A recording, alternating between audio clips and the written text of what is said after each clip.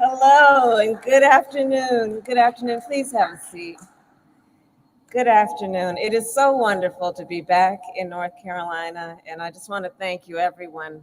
Vanessa, your story is extraordinary, and thank you for all you have accomplished. You are truly a role model for so many. And Dr. Anthony Clark, I want to thank you for the warm welcome. It is truly an honor to be with North Carolina's own EPA Administrator, Michael Regan, with my longstanding friend, Governor Roy Cooper, and with Congresswoman Kathy Manning. You know, on January 20th, just hours after President Joe Biden and I took the oath of office, I stood in front of the Lincoln Memorial that evening, and I talked about what I call American aspiration. I talked about how in America, we not only dream, we do. We not only see what has been, we see what can be. We shoot for the moon, and then we plant our flag on it. And now we are already 90 days into our administration.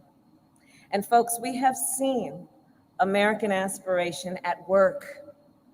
We set a goal to get 100 million shots in arms in 100 days. And through the innovation of scientists, the hard work of manufacturers, and the determination of the American people, we will soon pass 200 million. We made a commitment to get checks directly to the American people. And to date, 159 million have been sent out, and more jobs have been created in the first 2 months of our administration than in the first 2 months of any other White House in history.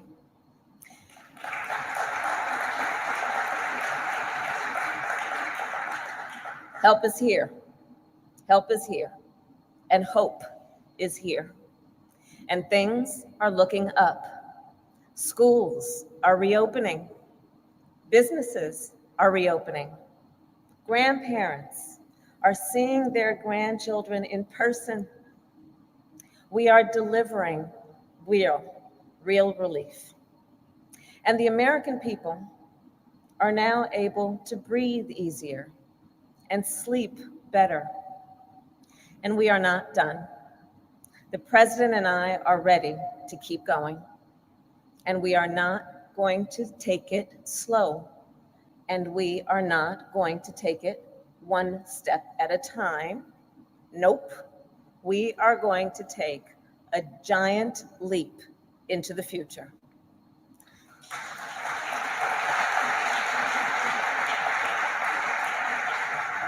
And so that is what the American Jobs Plan is all about. It's a once in a lifetime, once in a generation investment in America's infrastructure, in America's future. It is what the American people deserve. It will keep our nation competitive. It will build up our nation's communities, and it will put our nation back to work. You know, as nearly 10 million Americans remain unemployed, more than 250,000 right here in North Carolina, the American Jobs Plan will create millions of jobs. It will be the largest jobs investment our country has made since World War II. And it's not only about jobs, it's about good jobs for every worker, good jobs for every worker everywhere. You know, over the years, folks here in Greensboro have shown me around their hometown with great pride about where they're from. And too often, though, and we've seen this around the country, too often, though, opportunity knocks from far away, and their children grow up and have to move away. But that should be a choice, not a necessity. And that's why we want to bring opportunity closer to home through our American Jobs Plan, A pipe fitter in Chicago could get a good job replacing lead pipes in their own city. An electrician in Helena could get a good job laying broadband lines a few towns over.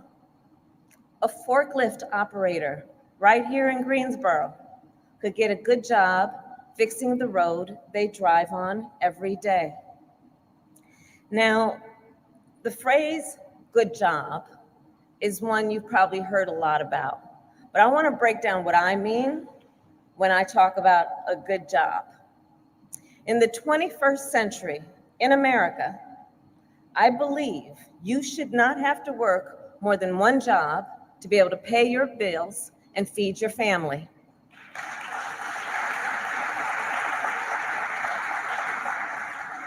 One good job should be enough.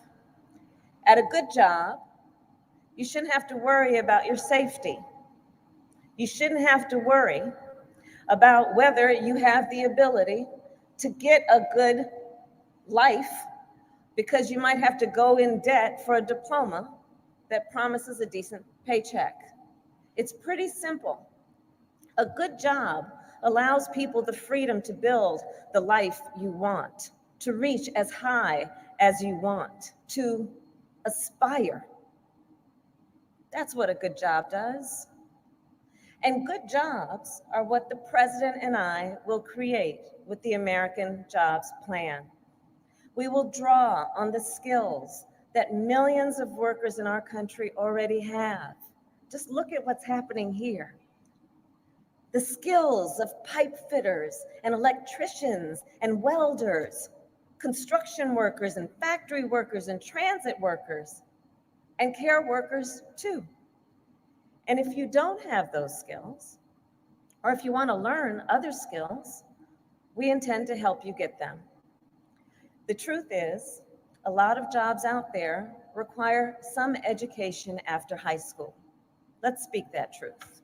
The truth is that almost every job that will be a good job will require some amount of education after high school. But here's how I think about that. We can't just talk about higher education without thinking about what kind of training Americans need to get hired. Instead of simply framing it as higher education, let's create a variety of opportunities for education after high school.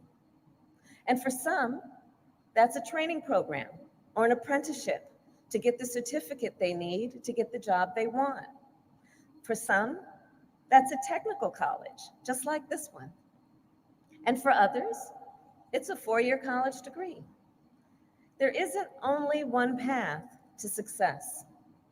A majority of the jobs we will create through the American Jobs Plan will require at most 6 months of training after high school. And we're going to invest in workforce development in a big way. We're also going to create as many as 2 million new registered apprenticeship slots. And we're going to make sure that these opportunities are equally available to women as well as men.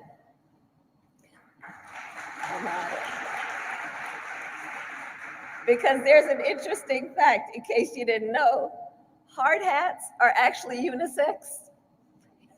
Everybody's laughing. So now the best way, I also believe, to get a good job is through a strong union. Union members have better pay, better health care, better retirement, better protections on the job. I believe every worker in America deserves the ability to organize or join a union. And there's another thing about American jobs and the American Jobs Plan. It will not only create good jobs, it will have a big impact on communities. It will have a big impact on people's quality of life at home. Let's talk about, for example, broadband. The world runs online, and yet millions of Americans, many of whom live in rural America, do not have access to broadband and if they do, it is not affordable. Broadband impacts our economy. It impacts our education system, our healthcare system.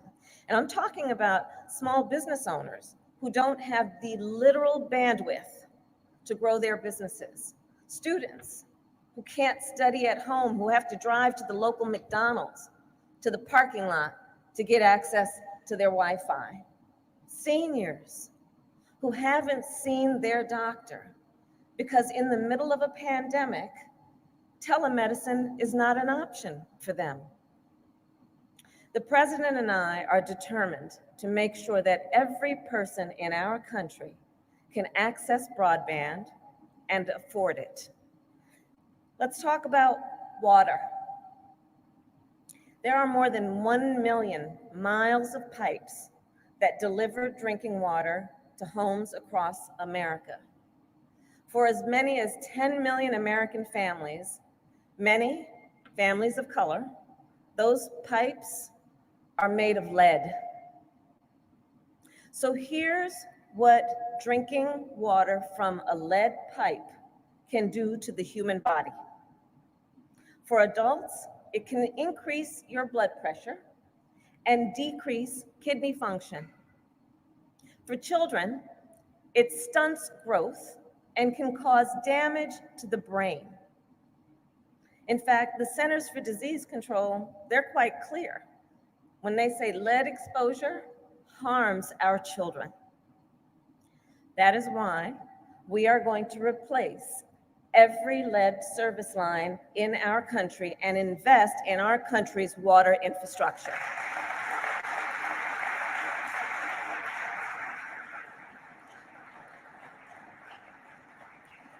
You know, at its root, I believe that infrastructure is about all the support systems that make our country work. Roads that keep us moving, water that keeps us healthy, broadband that keeps us connected, and care, childcare, home care. Because here's the thing, think about it. Care, childcare, home care keeps us working. It keeps working people working. Just ask any parent who has been home with their kids for the last year. Ask anybody who has been caring for their mother or their father for the last year. Care should be readily available and affordable to working people.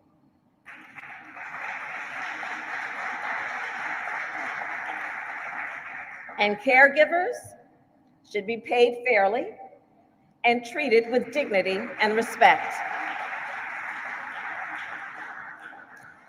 And small business owners who run child care and home care businesses must be fully supported.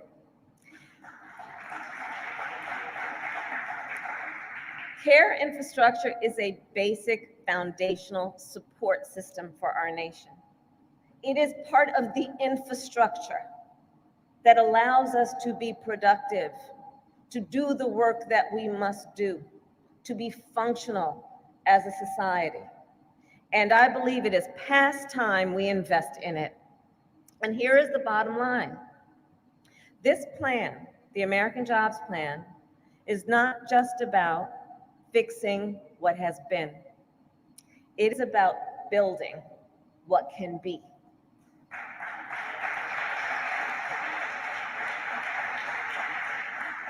And I do believe this then is the very definition of American aspiration. And this is the very definition of America. The capacity of our nation has never been in question. The ingenuity of our nation has been the envy of the world. That was true when we built the Transcontinental Railroad. That was true when we brought electricity to every household in America. That was true when we raced to the moon. And that will be true when the United States Congress passes the American Jobs Plan.